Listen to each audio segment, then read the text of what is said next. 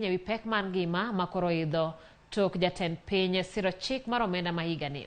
Riwruoge mopogore ma ok mek sirikal koni piny Kenya ok nyal dongore kaluwore gi tulo mantiere sani mitimo kata ma ikelo kod ng'anyo.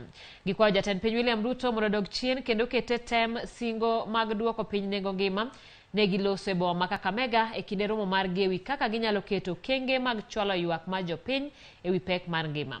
Kamano bende gidwa ni mondo obila owe jopiny otim ng'anyo mamuol ni mar en ratiro margi.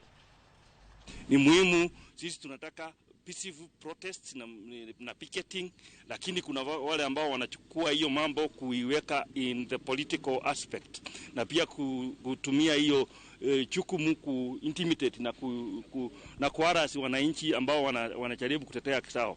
Tunaomba serikali ama askari wetu wakuwe ambao wako human, ambao wasitumie nguvu excess, kwa sababu they will be held personally responsible. Kama wewe umeua mtu, serikali haiwezi enda kushikwa.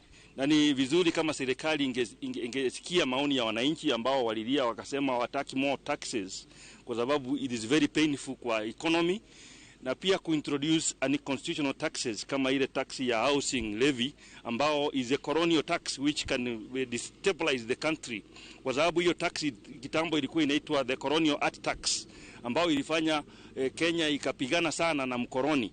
Kwa hivyo tutaki taksi kama hizo zingie katika nchi ya Kenya. Hatulengi ati sisi sasa ni waasimio ama sisi ni wa hii mlengo wengine. Sisi tunahakikisha ya kwamba serikali inatii sheria.